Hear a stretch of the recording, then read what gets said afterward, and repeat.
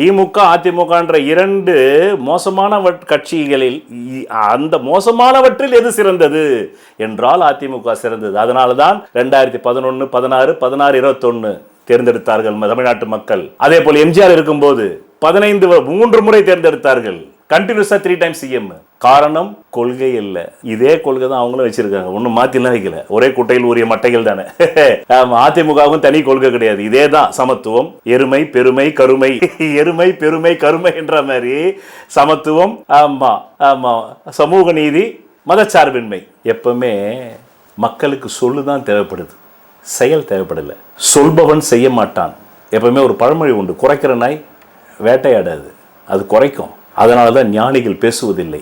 ஒருத்தன் அதிகமாக கொள்கைகளை பற்றி பேசுகிறான்டானாலுமே அவன் அதை செய்ய போகிறது இல்லைன்னு அர்த்தம். இல்லைனாக்கா பட்டியலின சிறுவர்களுக்கு மிட்டாய் தரலையே, வேங்கை வெயிலில் மலம் கலந்தாங்களே, அப்புறம் எங்கள் சமூக நீதி போச்சு? கேட்டாக்க என்ன சொல்கிறாங்க திமுக காரர்கள்?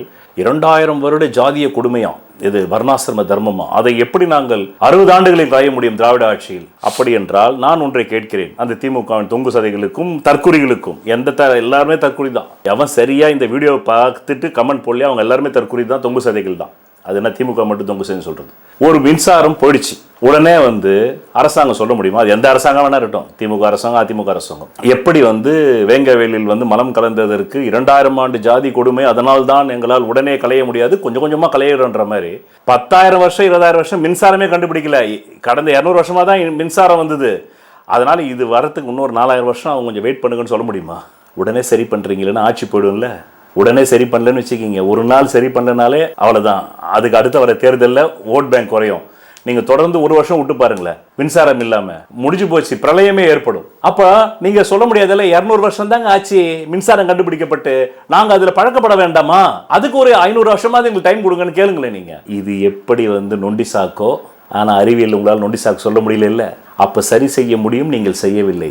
பிகாஸ் மனிதர்களை பிளவுபடுத்துகிறீர்கள். உண்மையில் மதச்சார்பின்மை இப்ப இந்த ஷூட்டிங்ல இருக்கு. ஏன்னா என்னுடைய கேமராமேன் அர்ஷத், அவர் சார் ஒரு ஹலோ சொல்லுங்க சார். ஹலோ, அவர் அர்ஷாத் முகமதியர், அவர் தான் என்னுடைய இனிமையின் நண்பர். புரியுதா உங்களுக்கு? அவர் தான் எனக்கு எல்லா ஷூட்டிங் வராரு. உண்மையிலே இந்த ஷூட்டிங்ல மதச்சார்பின்மை உண்டு.